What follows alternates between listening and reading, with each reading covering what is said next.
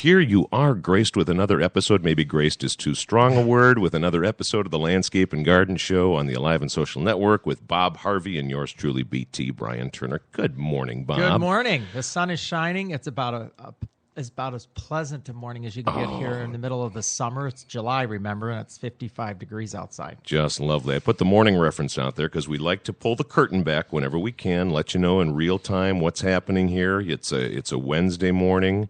It's a beautiful summer morning outside. I mean, the last few days, oh my goodness, it's just been absolutely perfect. Those big rains that we had come through did push, with the high pressure, did push some of that Canadian wildfire smoke into the area. But it also brought some nicer, more temperate temperatures and some nice humidity and dew point levels. So those windows, in spite of the smoke a couple of days back, have been open for the great sleeping weather and the great gardening weather, too. My goodness. It's been ideal. I hope that folks will be listening to this podcast like around the second week of January. Yeah, exactly. And we'll make you feel, we hope, in that summertime way of thinking by doing so.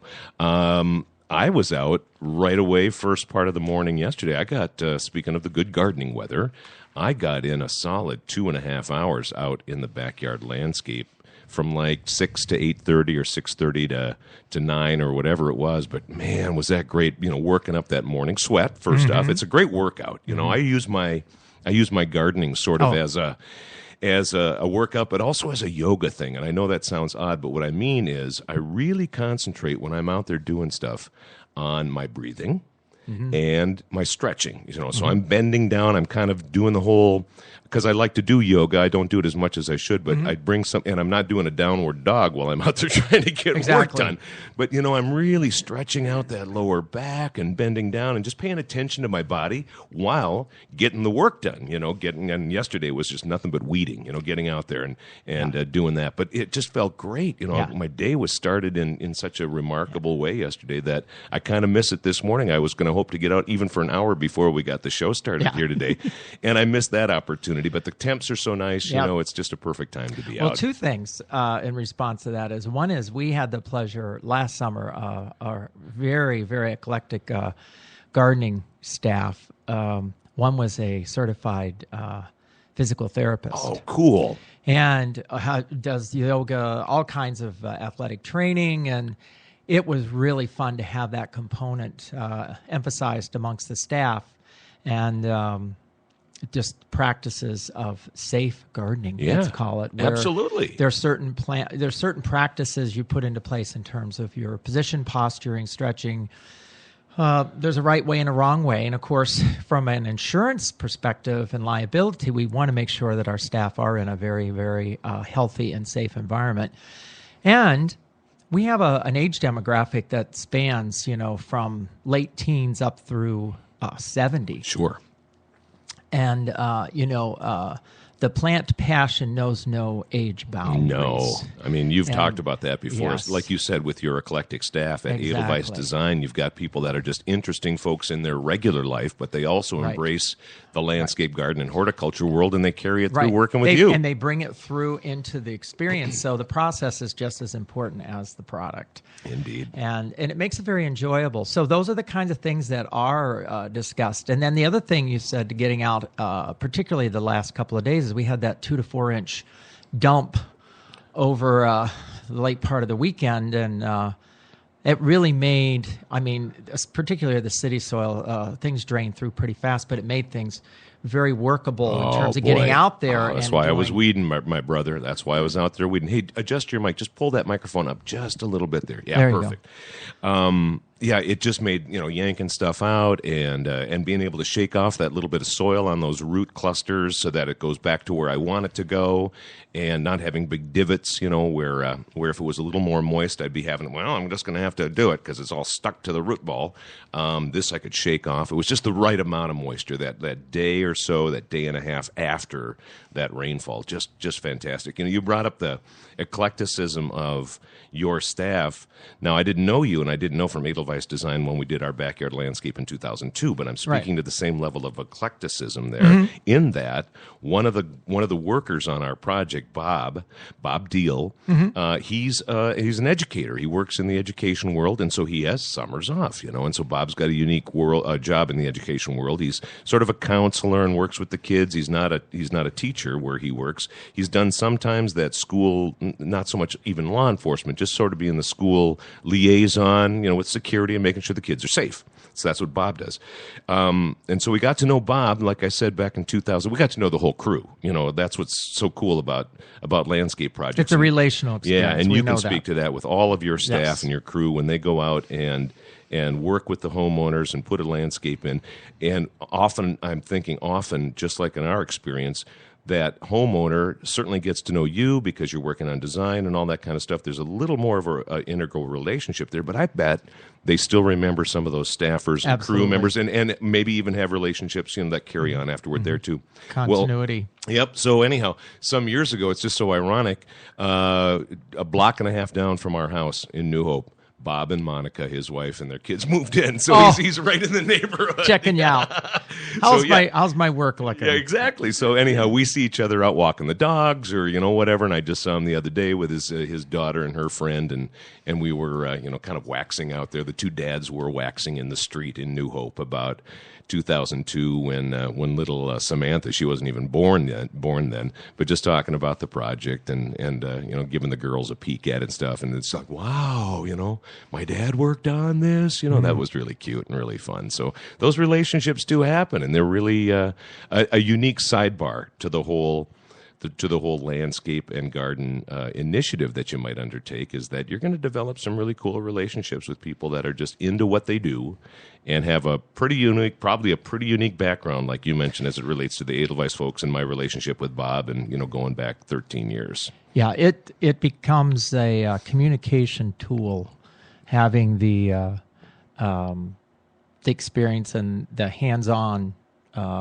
process of planting, landscaping, being in the movie, as we say, out in the movie. Yeah, that's a good way of putting it. There are days where I'm directing the movie, and there's days that I'm in the movie, and both are important, and both are fun. They're both a part of the process. Yeah. But it is a communication tool for people. It crosses all socioeconomic boundaries, and there's obviously a continuing growing respect and education understanding of how important and necessary it is to know both the science and the art that's involved in creating something. And we have to be really, we're being more and more aware now of the scientific part from the standpoint of how everything affects everything else when it comes to our ecosystem and our environments, how we can make them more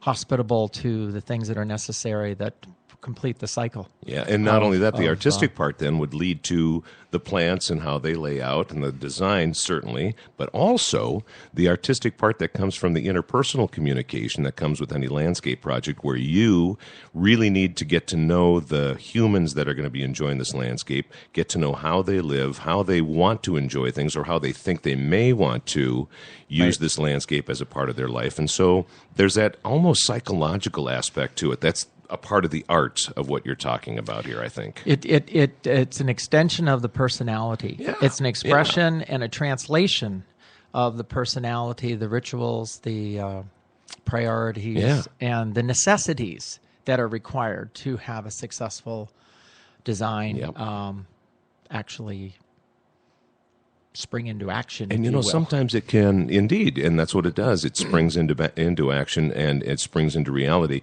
And then sometimes there's different aspects of a person's personality that can play out in different parts. And I'll just use myself I'm going to use myself as an example twice over in the show today. Okay, and here's one of them. I didn't expect to use this one. But the backyard landscape that I have with the ponds and the waterfalls and the seating areas, it has a very curved and informal look, with a certain amount of formality where the beds are and where the retaining walls are. So there's a certain formality, but because of the curved walls and everything else, it just has a very soft, far more natural look to it, because there are no straight lines in nature, as we know. However, My front yard is a complete clean slate. As I mentioned on a previous show, and I'll repeat quickly, back in 2012, they came out and dug the entire street out with the whole sewer project and the repaving and all of that. And they took out one of my favorite trees. They took out an ash tree that I didn't care about, but the beautiful silver maple they had to take it out. They had to because of the project. Well, what it meant, though, is that I do have nothing but a clean slate in the front yard, pretty much just clean slate.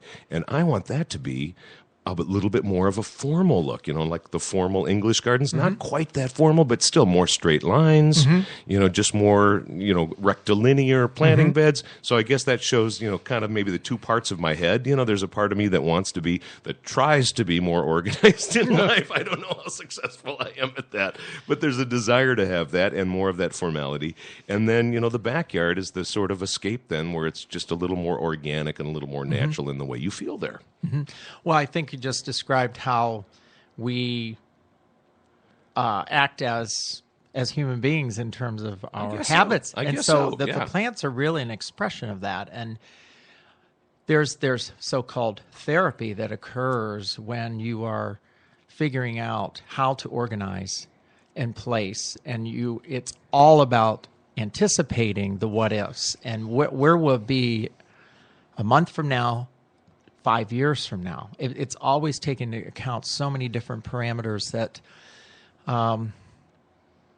when they're fully exercised, give you a very successful result. Remember, it's a non-static environment, so things are constantly moving and changing, as you know, and people can relate to that. But knowing how to be prepared for that and making the right selections in the beginning. There's just a real tendency to overplant and overload because we are so used to immediate gratification. We want it big, we want it beautiful, and we want it now. And a lot of times from a scientific perspective, if timing and conditions are not taken into consideration, and I'm speaking in terms of some of the nursery stock and stuff that we use that's been forced and hormoned up, et cetera, disappointment can occur when those plants just don't make it through the winter. Sure. And so there's something to be said about things that evolve. I always use with my clients, the saying that the first year is sleep, the second year is creep. And the third year is leap. Yep. And if you can educate that and accommodate for it, i.e., when we're laying out our design, we know there's going to be space left because we're accounting for the proposed or the understood maturity of these plants. And the growth of things, right? What it'll be in a year, 2 years, 5 years, whatever. So that's when you fill in with annuals and or some sort of ground cover.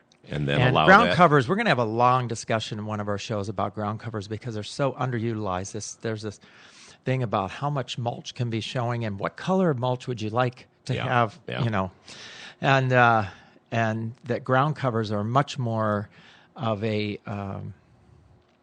better long-term solution than having just mulch showing, and it becomes very mobile, particularly after the rains that we had. Indeed. A couple of days ago. It's washed away. I just made a note here, by the way. When we do the Porchcast show from your house, which we're going to fit in the next number of weeks ahead, because we want to line up some friends from the show, our Memphis Grill guys, Kurt and Matt, just some other folks that have been a part of the show, and we're going to do some grilling on your Memphis Grill there.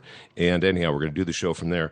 Let's cover ground covers as a part of that show because I know you've got that going on at your house in addition to the other planting areas. I think that'll be a perfect opportunity. So I'm making a note. I got Porchcast That's going to be a covers. fun gathering. It will be. I think we'll be able to convey vicariously.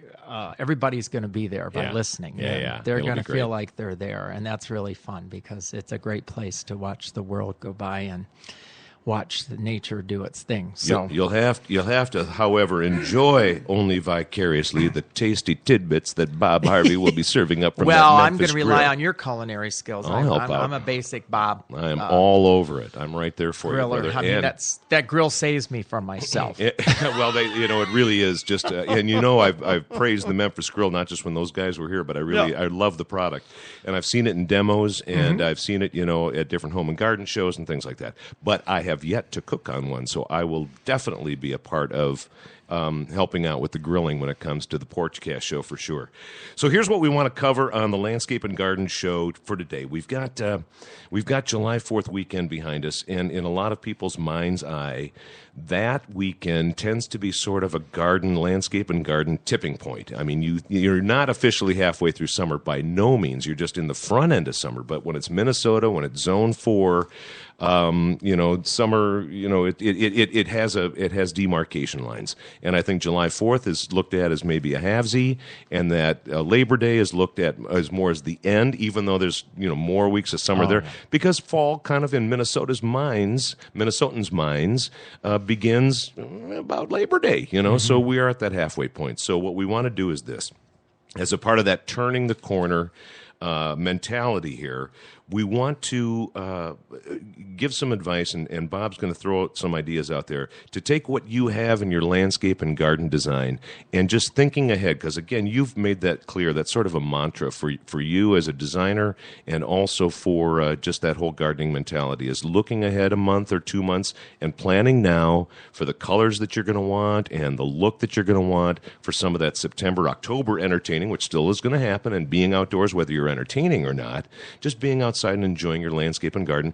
And I need more of that. Like I said, I'm sort of rebuilding the backyard landscape, and I realize that I don't have as much color as I want, and we're going to work on that for spring and summer of next year, as we get into, my space and what's going on with me. But for fall, I know I don't have enough color out there, so I want more color in the landscape and stuff that'll come back every fall. All right, and or maybe just some things that I'll put in there now just to give me fall color. And I'm sure that there's a lot of folks listening to the podcast that have the same sort of thing going on. So you just want it to be spruced up and look good for the autumn season, late summer, autumn season. So there's that part one of that. Okay, part one of turning the corner. The other part is making landscape plans with Edelweiss Design right now for looking even further ahead, 2016. Yes. So you're thinking about this summer, the fact that maybe next year one of your kids is graduating from high school or college. Wedding. Yep, you're going to want to do some sort of fun thing in your landscape or in your backyard that may not be very landscaped yet, but you want to do something back there and have a more entertaining and human-oriented space and an extension of your home and your life, and that's what landscaping is all about. So, we're going to get into that as well. Also, so that's that turning the corner thing. A couple of things under that umbrella. Also, pollinators. I know you want to dig into some pollinators, and we in the yard at the Turner House and maybe elsewhere too. I'm seeing a lot more butterflies this year, and it makes me very, very happy. Pollinators. You also want to get into making the shade garden better. So some things that if you got shady areas under trees or a whole forested area in your landscape, making that better. And, of course, our weekly segment, What's Blooming. So that's what we got in store here for the course of the Landscape and Garden show today. I'm curious. I kind of want to jump off on pollinators right away. Is that fine by you? Yeah. Because I really am excited. Just the last few days, it sort of surprised me how many of the butterflies and dragonflies, they're not so much the pollinators, but they're sort of an indicator of the health of the ecosystem.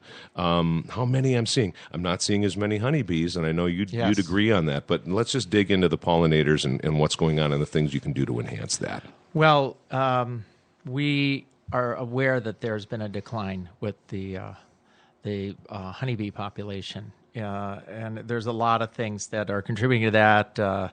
There are factors such as pesticide use, diseases that have occurred, and habitat loss that are contributing to that. And it's great that we're focusing on the bees, but they're not the only ones that are in this whole life cycle. Pollinator world. So, right. Our pollinator world consists of all the different types of bees, the native bees as well. Honeybees were imported here from Europe.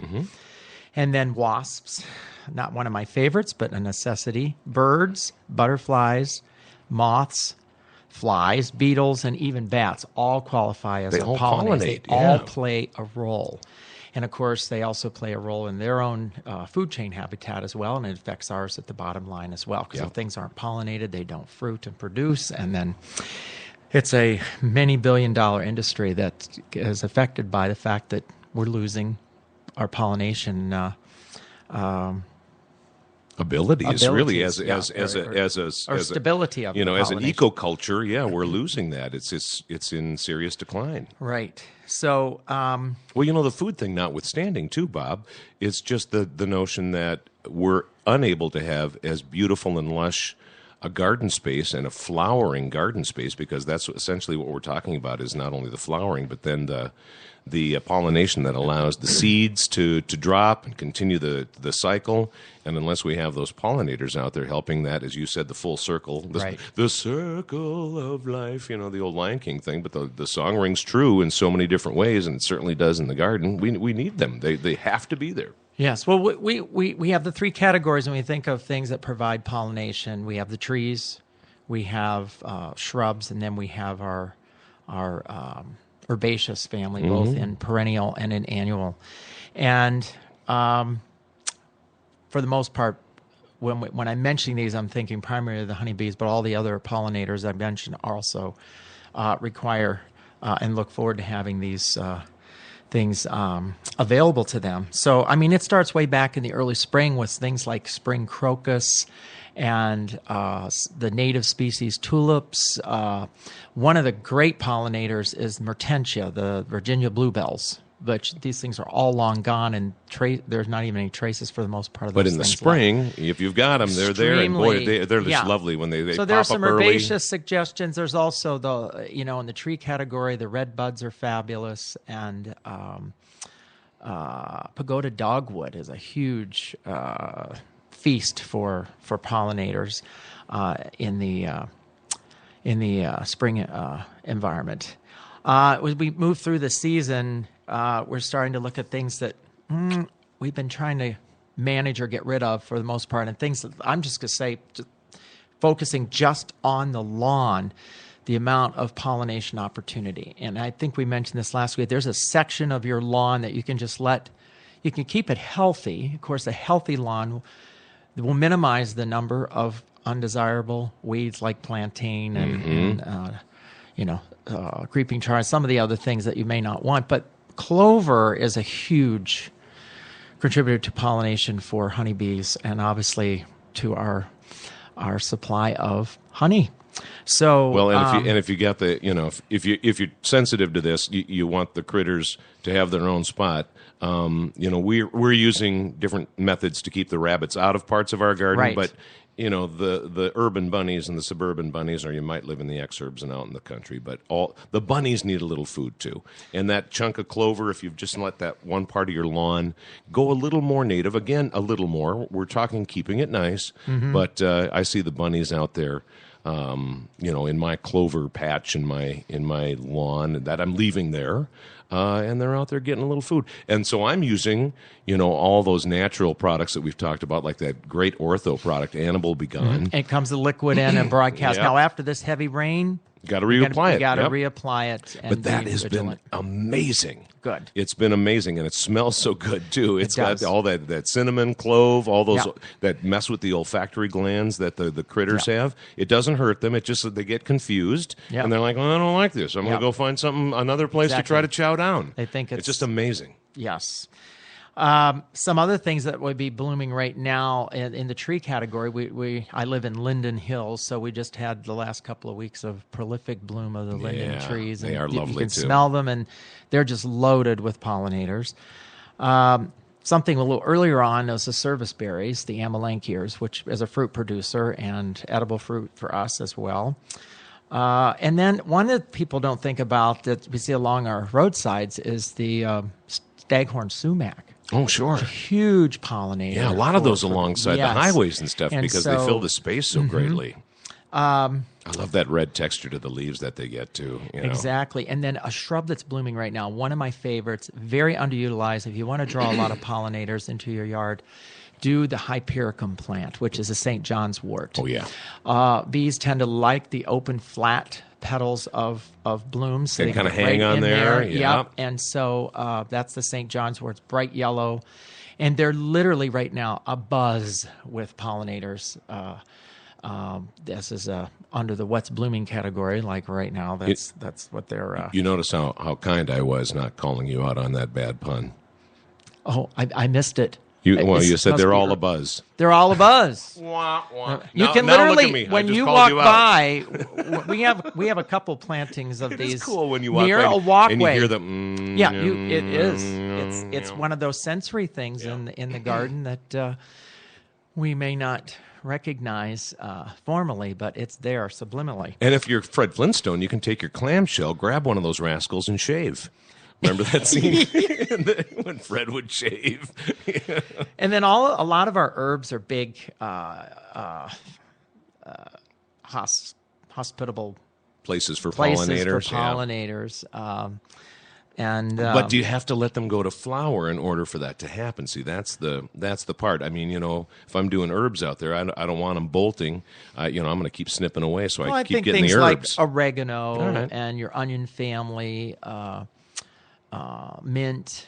There's a lot of things that you don't mind bolting that will be pollinators, and Gotcha. keep the others more vegetative. Yeah. With some maintenance.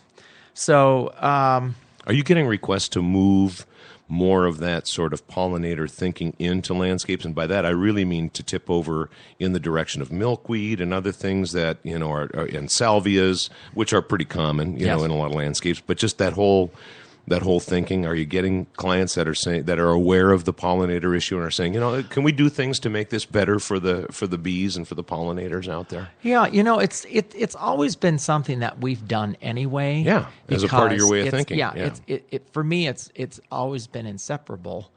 It just hasn't been formalized into a conversation or now it has, but for 30 years, Sure. it just was natural. I'm using the same kind of plant materials and derivatives of now that I was using then. There's always some new things on the horizon, and we incorporate those as well. But as a pure native strain goes, there's more of that coming into play. And recognizing not just the scientific, but the art form of the role that those can play. Sure. For instance, one thing that more people seem more receptive to, because there's just some people who don't know how to deal with the color orange. Let's take, for instance.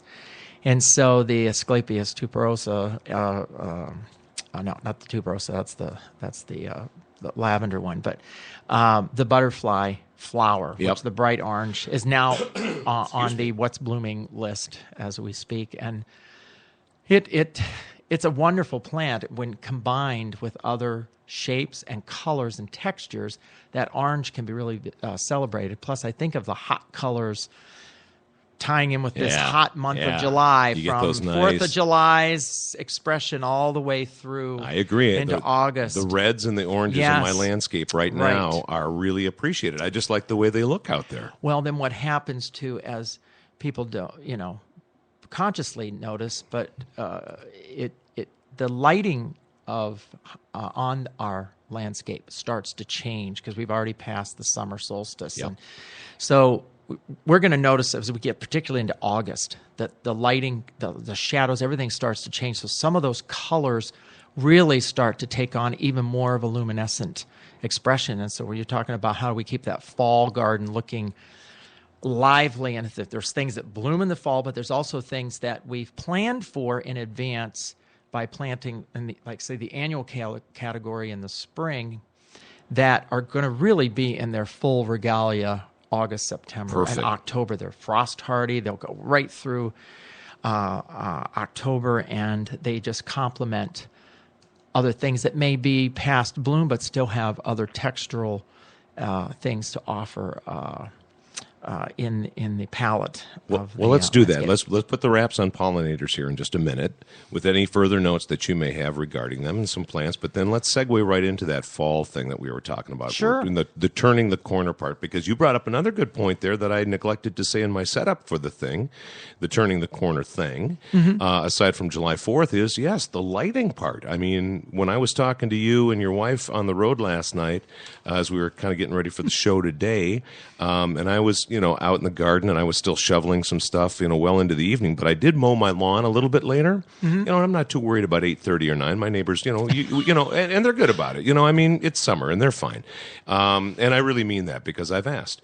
But what struck me was, already, this far into the other side of the solstice, how much less light there was out there as I was, finishing up that little bit of mowing that I wanted to get done. Yeah, and it's most people understand the life or the passion of people that spend their time outside in the gardens and so forth, that our workday really follows the length of daylight. Yeah, and if there's still some daylight, I'm going to be out there doing stuff. You're going to be doing something, or you're going to be entertaining, and that's another topic we'll talk about. A lot of times as the light starts to decrease a little bit and things are maturing in the garden, how does our garden look at the evening? We're going to have a segment just on evening gardens. Yep. So what are the things we plan for that helps the garden pop in the evening? And there's a lot of really great ideas there. All right, let's back to pollinators. And then into fall. Right now, I mentioned a lot of them, and I'm just going to finish up with a few under the What's Blooming Now category in the annual category, because annuals are one of those things that you plant early and plan for their performance. So July's the month. It's a tipping point in the category of many annuals, where they really didn't play a role much in the early spring through early summer garden. And you have so much going on with your perennials. And it's possible in many gardens, depending on the design and their site requirements, et cetera, that they might start to get a little quiet, or they have little lapses in between the bloom sessions. And so obviously in the design field, we're always looking to plug and fill those holes, either with perennials or annuals or a combination. So right now, we're coming into the display where the annuals are really starting to show their full glory. Yes. Yeah. So Cosmos, awesome pollinator and awesome display right now. Mrs. Turner just brought some Cosmos home that she found at the garden center the other day, and our son's middle name is Cosmos, so we dig, and then we love the plant. Well, and the other thing is it means the heavens in Greek. Yes. That's what, it's a heavenly looking flower. Is. And let it see, because then you don't have to go out and buy them next year. They'll be coming up in the garden. Yeah. The other thing is the annual lobelia. That trails over in the baskets and window boxes and things like that. Great pollinator, really intense color right now with the blues and the shades of purple. Verbena. We have an annual verbena that is a beautiful, tall, lanky plant that Verbena bonariensis is the specific cultivar. And that's a great pollinator as well. And it just kind of finds its way. I like to plant it in between the languishing Asiatic lilies, because the lilies have this structure, and even after the flowers are gone, I'll file in Cosmos and Verbena, because they're going to come and do their display after the lilies are done. Nice. On a timing level, and then also the height of the plant kind of matches up with each other. And, about 18 inches tall or so. And the lilies, like some of mine are, 3 feet plus. Is that the even taller ones, right? They become green stakes, so to speak, for the asters. The annual asters are coming into bloom. Calendula, the old pop marigold kind of annual is in full bloom now. Ageratum, snapdragons, zinnias, of course, big pollinators for the bees, and great cuts. And a lot of these in the annual category all make great cuts. So dahlias are blooming. Rudbeckia, the whole Rudbeckia family is starting to open. The annual variety, one of the ones that I enjoy the most, is called Prairie Sun. And you see your black-eyed Susans or brown-eyed Susans that have the goldish yellow petals and then the brown center. And in a design thing, for some of our design requirements, I'm not big on the brown. It reminds me of August, September, October, which is when they're really showing off their... But if I want that presence earlier in the season, the annual variety has the yellow petals, more of a lemon yellow, and a deep green center, which is, lime green and burgundy are neutralizing colors in the garden that joins all the colors together, as well as white. And so this plant really is celebrated right about now because it's already blooming before some of the other stuff opens later in the season. So you got a in the twofold Rudbeckia category. You got a twofold thing going on because they look outstanding on their own, but they also tie together more colorful elements and make the picture, the palette, look really cool. They jumpstart that Rudbeckia cycle on the early end, which is really fun. And then some vines. One of the ones that I like to use, we train it around our kitchen window, is called the cardinal vine, and it has a little red trumpet, and it's a great magnet for hummingbirds. Hummingbirds. And so that's in bloom right now. And one of the ones that's not as common, but you see it for its texture and color, is the climbing spinach plant, which is really neat. And then few perennials. Veronica, still doing a really great job right now. Our panicle hydrangeas, all the different cultivars, some have been blooming for a while, some are just starting to bloom. And bee balm. Yep. The Monarda family, lots of different varieties, and of course, heavy pollinating. Again, it's called bee balm for a reason. Yes, and we mentioned last week it looks like a firework. Yeah, it does. So it's a good structural presence in the garden, and one of the purple varieties that I use right now is just stunning. It's just a real true purple color for one of my purple clients that likes a lot of that color in the garden. It's really fun. Great. So, all right, let's transition into making that garden, thinking right now and making that landscape and garden. I think you almost did a kind of a what's blooming segment in the midst of pollinators there too. Well, it all ties together. Sure they're all related. So we want more color in that landscape for the autumn. As we look to September, October, if things that we didn't use or put in the ground in the spring is too late to do that, we'll think about doing those for spring of next year. But what are some things that we can integrate into the landscape right now to bring some color into what we want for September, October, being outside, entertaining, whatever the case may be. Right out of the chute, the mums always come to mind. Everybody's planting mums in the fall and, swapping out their pots and doing all of that. Is that something that you can get in the ground right now and count on, really being more of a force of color in nature as we get into the latter part of summer and fall then? Well, and are others like that? Sure. We have our Minnesota hardy varieties that have been developed right here, and they tend to put on a very nice display. A lot of them are on the tall side. It's not too late to get those in the ground. If it's something to bloom in the fall, they'll put on some performance yet this summer, depending on the cultivation and size of the plants, etc. So if you get a good fertilizer base in there and all that kind of stuff when it comes to the plants, exactly. And then the color selections are quite wide. Well, I'm like your client there. I like a little more of the maroon and the purple. I like the autumn colors in the autumn. Exactly. And then you get some of the yellows and even some of that lilac purple color that comes in. Your New England asters are really on display in the fall and give some structure and height. In shadier areas, got that frog catching me today. In shadier areas, some of the things that we can look forward to now are going to be Ligularia. The Ligularia family is one of those that extends some color, bloom, and texture in the shade gardens. They do require some adequate moisture, so I wouldn't put them in dry shade, but I would put them in an area where there is ample supply of moisture. So the rocket and versions of the rocket Ligularia are blooming and starting to bloom right now and will for the month of July. They put on a fabulous display. And I have tied those in with Thalictrum, which is the meadow rue family, and the two of those together they're just great companion plants in a taller, if you have a large shade area with some, bright shade. And both of those needing a little more moisture, right? Yep. Right. And good repeat perennial plants. They'll come back reliably every year. Nice. And then the Britt Marie Crawford, one of the versions of the big leaf golden ray Ligularia, has more of a daisy type flower. And their flowers are nice enough. They kind of look something like a Rudbeckia in terms of the flower. But what they're really known for is the texture. So they have these great big burgundy leaves, like almost like elephant ear leaves. They can be, a foot or more across. Wow. In diameter. And they add some drama both in color and in shape.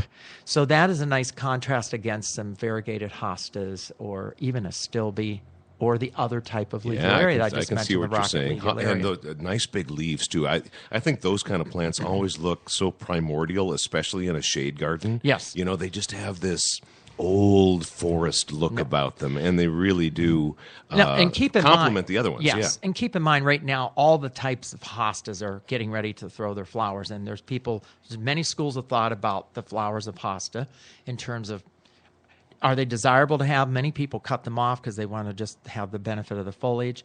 But there are varieties of hosta that have very showy and fragrant blooms on them. The Plantagenea varieties are green-leafed but very fragrant and more larger shaped flowers. One of my favorites, Aphrodite, is a bright white double, and it's very, very fragrant. But what these other perennials do mixed in is they take the monoculture of that bloom that may not be so desirable, it may just look kind of monotonous, and it gives it some texture and some contrast when you add the stalks of the Ligularia or some of the mid and late summer blooming astilbes. There's just a plethora of astilbes that are out there that you can start as early as mid-June, and go all the way until late September with astilbe. Very cool. Blooms. And so that's one thing.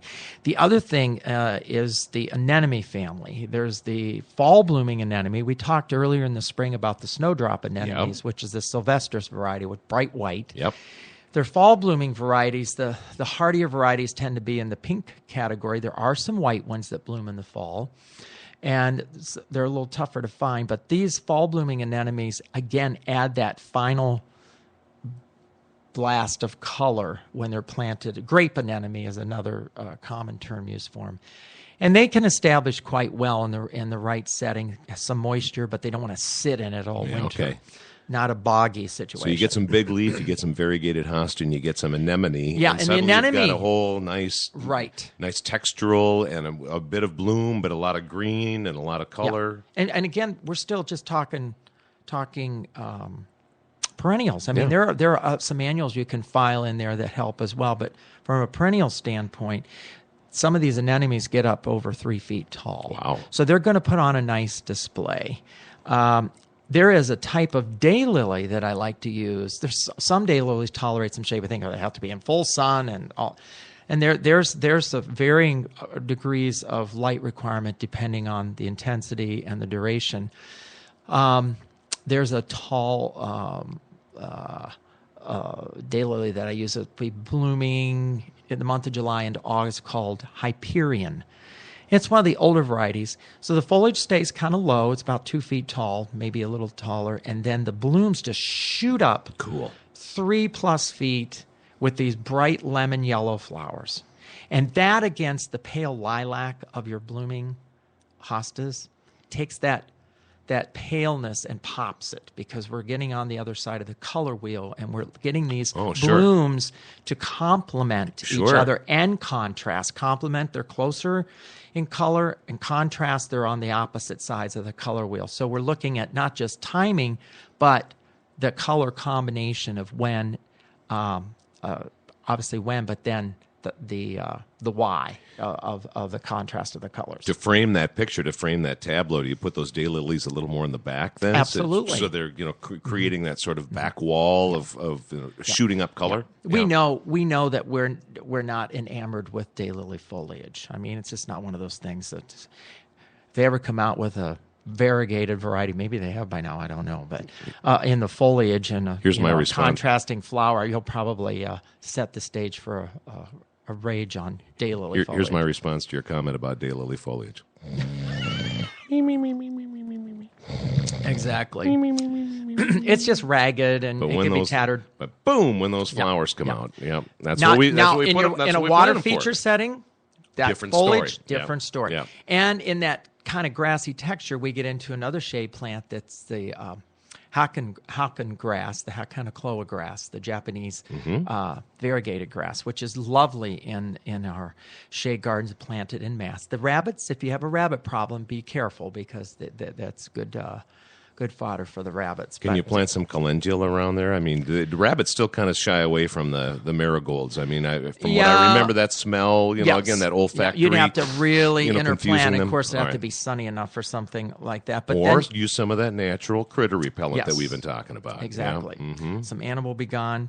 The Bernera, right now, after the blooms are done on the Bernera, I cut a lot of the flower stems spent off to send the energy into the foliage and into the root system, so those big silvery leaves get put on quite a display. And then you contrast against that if you want to throw some color annual against that, begonias or whatever, you get some real good contrast. So then the other category that I wanted to mention in a shade situation that's not as commonly practiced is the lily family, the bulb lily family. And there's a category, we have the tiger lilies, which come up and have the spotted orange. Those can tolerate a lot of shade, and they're very tough perennials. We have the Martagon lilies. The Martagon lilies are very shade tolerant, and they bloom. They're in bloom right now. And then we have the Orient Pet lilies, which is a hybrid lily that has fragrance and it has some of the characteristics of the Asiatic lily and some of the characteristics of the Oriental lilies. Like your stargazers and the ones that are really pungent Sure. scent. And this is a hybrid that can take filtered light or part shade with moderate moisture and decent drainage. It can get up to 4, 5, even 6 feet tall. It's a good perennial repeat. Shades of melon, pink, and peach, and there's catalogs and so forth that specialize just in Orient Pet lilies. You can try like White Flower Farm. You can check some of our real specialty garden centers here locally. And find them there. Yep. Find them there. Okay. Just tell them you're looking for the Oriana or Orient Pet Are lilies. they a little more spendy or not? Or? They'd be a little bit more spendy, Okay. but not in terms of cost to benefit ratio. I think you'll And get long-term years benefit. of enjoyment out of those. Perfect.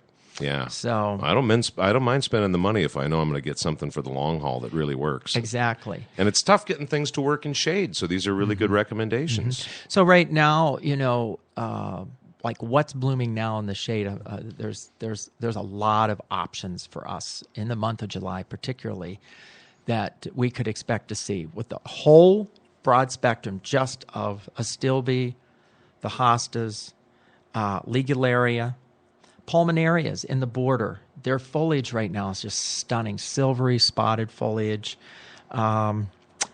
The Orient Pet lilies that I just mentioned. Aruncus is long gone, but that's not one of those tall, fleecy white blooms on the Aruncus that was in bloom probably about 3 weeks ago. And then the daylily category that I mentioned. So just that alone in a perennial category, you can have lots of color going on in a shade garden right now. And it's just going to take care of itself, literally, for years to come. Yep. For years to Yep. come. And that's not even taking the whole category. We didn't discuss anything about the different types of ferns because, Yeah. again, we're looking at structure, texture, and there's all kinds of, even some of your heucheras and heucherellas. Heucherella is a hybrid of tiarella and heuchera. And heuchera, They yeah. take more shade and can line a path, add texture, again, with the bigger leaves. Frame a planting area. Right. Yeah.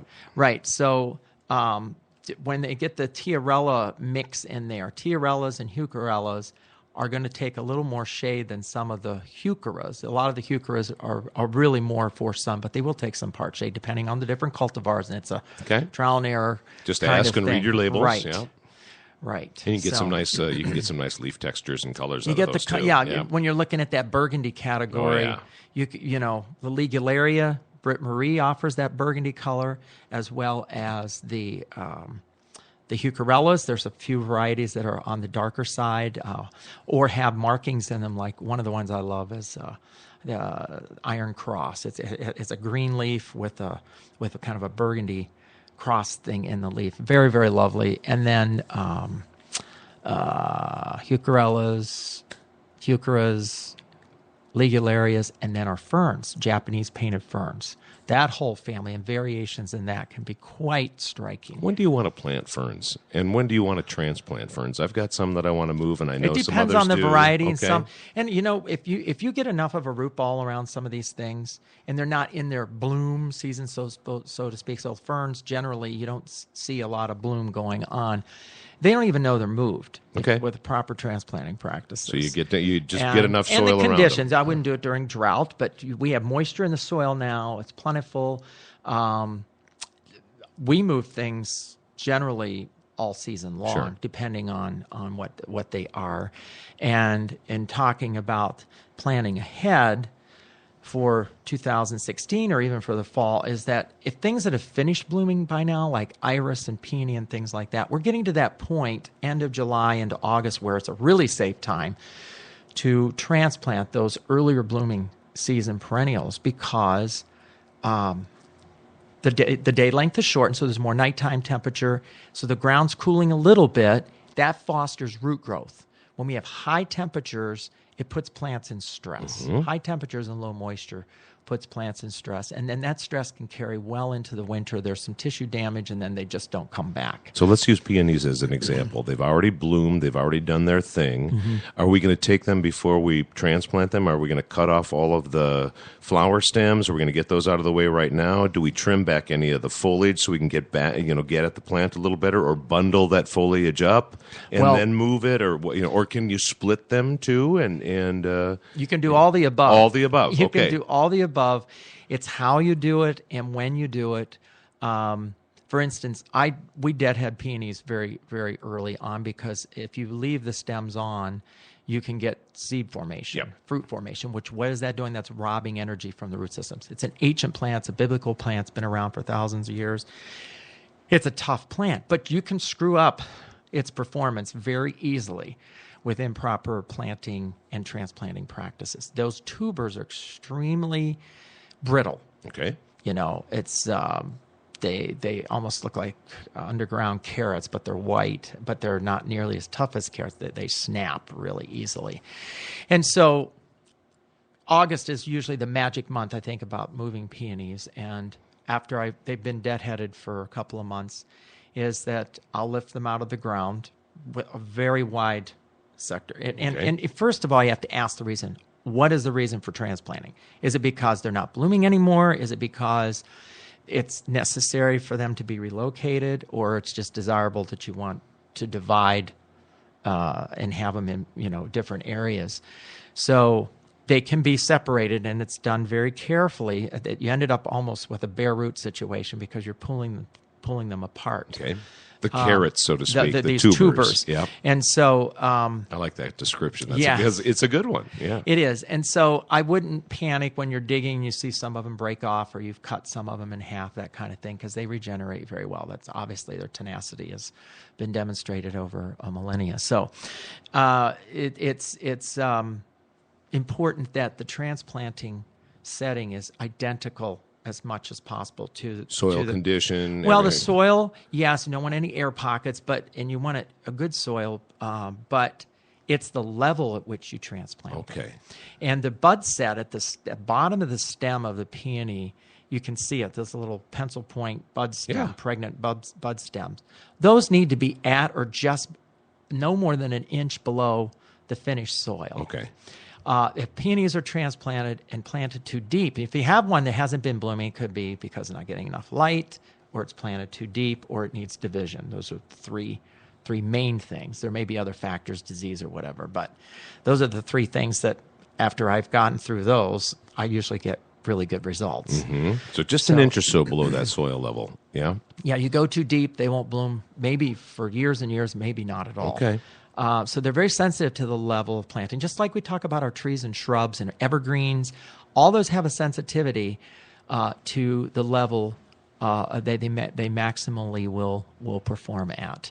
So peonies is one of those. It's really high on the fuss list as far as that goes. And then some root stimulant and a little bit of pruning on the foliage, and emphasizing that we don't cut all the foliage off on the peonies because we still have a lot of growing season left, and that is the roots' key way of getting nutrition. So photosynthesis and supplying nutrients. Yeah. We want to keep that foliage as healthy and intact as possible. Sometimes if you lose a lot of root mass, and you have a smaller root system, but still have all this foliage on top, that you take some of the foliage back to compensate the ratio between foliage and roots. Makes good sense. And then they'll just sit. They're not going to see any new growth or any of that kind of thing for the rest of the season. But they're going to soak up some sun and add some energy and build, to that root that root base, to that tuber. Yeah. Rebuild those tubers underground, and so that's in that spring blooming category. So other things, columbines, all a list of spring blooming things that at this point, that's a good time. You can kind of get out and get them moved. Yeah, we talked about the irises before. Irises. Trimming back the foliage, with that little pyramid shape, and making sure that they've had a chance to feel that out for a while, and then can start digging them up and splitting them and moving them. Because what you're doing right now, we're at this peak turning point in the summer, the high point, is we're evaluating what things have gotten too large, what things look like we need to tackle the moving. So the planning part goes, how do I want this to look next spring or July of next summer when I'm having a celebration of some sort or entertaining, that kind of thing? And you can forecast what you need to do in terms of scale and size and location and placement. We're going to do it now. And so now let's dig into that for the last few minutes that we have on the show. That whole notion that we brought up earlier about planning for 2016. So let's paint that scenario again. Daughter, son's going to graduate just like your son graduated, this past summer. Yep. You want to stage the yard nicely. You want to add elements to your landscape that might not be there at all, or you've got something started and you want to add on to it. And so I got to think, you could take on projects now with Edelweiss Design for this year, but not so much as well, perhaps, as really thinking ahead and staging the notion of that big event next year, so you can get started in the spring and make sure that it's ready for June or July or whatever the celebration might be. And the thing that occurs to me, am I right here, Bob? There's like three in my mind's eye. If you don't have any large landscape elements or even small ones in your yard and you want to add to it, or you want to add to what you have existing, you've got that sitting and entertainment area. That's in my mind's eye, because I like to entertain. I think everybody does. So in your landscape thinking, you want to take that living in the house, that living and entertaining in the house outdoors. You got to have a place for people. You got those pathways that are going to connect things. And then, of course, you've got the planting and garden beds. Just on a basic level, that's kind of what we're looking at here. Am I correct there? Mm-hmm. There we go. So what kind of planning can people do with Edelweiss Design right now to start thinking about that process, and so that you, as a designer, can learn about these folks, these potential clients or clients that want to come on board? How long does that process take? I mean, you want to learn about them and you want to dig into their way of living. Now's the time to make the call, and now's the time to reach out at info@edelweissdesign.com to kind of get that process started, correct? Yes. Well, the assessment period is, you can never do that soon enough. All right. And it's July of 2015, and we should be photo inventorying what is existing. What you have, okay. What you have. This stays, this goes, this is why. We look at if the project's going to involve construction elements. Of course, they know no boundaries except for permafrost in the soil in December. So some of your construction stuff can be, if there is construction involved, you want to make sure that you incorporate that into the planting part and say, okay, if I'm out of the construction zone, I can do all my planting in the periphery. I can get my anchor trees. You can get that going in. now. I can get those things but going you can do now. that as a part of planning for it now. Right. And then, where we're doing the construction part, those things can be done up through November. Okay. So if it's a twofold thing, we're tying in some hardscape elements, patios, outdoor kitchens, pergolas, those kinds of things. Our construction season's longer than our plant makes sense season. Yeah. So As I say, the divide and conquer time is coming up with July and end of July through August, even into September, where we're taking existing things. We have a project we'll be doing in the Western Burbs that was done well. It was in the fever of the construction of this house. We did not do the original landscape, and the house is stunning. It's a period design, kind of a Victorian kind of thing. The landscape doesn't quite mirror and reflect in the client's mind what they had envisioned. And so now they said, look, let's live with what we have this season for the most part, but let's start the assessment process now. Let's get the design down. What do we do? Of where we want to be. Where we want to be. What does that look like? And then what are the things we need to do between now and the time the ground freezes that will affect the outcome and next that will spring. work in this design plan. Exactly. It will work and integrate into it. Exactly.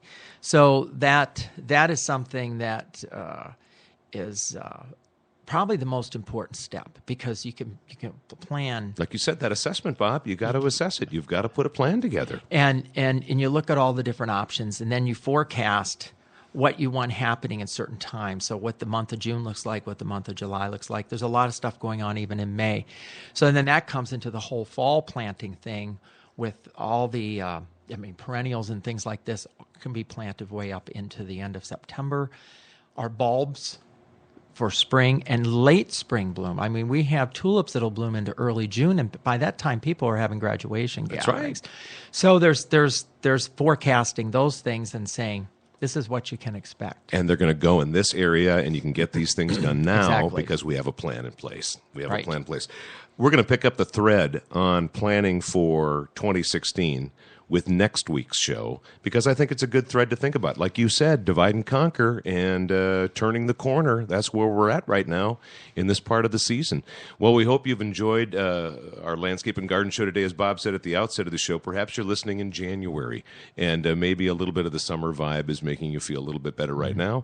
If you're listening in the summer, we appreciate you being on board for the show. Reach Bob Harvey at info@edelweissdesign.com, and you can always ping me with an email, BTVoice, BEETEA voice. You got a pollinator email, btvoice@gmail.com. And keep planting those pollinators too. Get them in there. Thanks for joining us. We'll see you next week on the Landscape and Garden Show with Bob and BT. Goodbye now.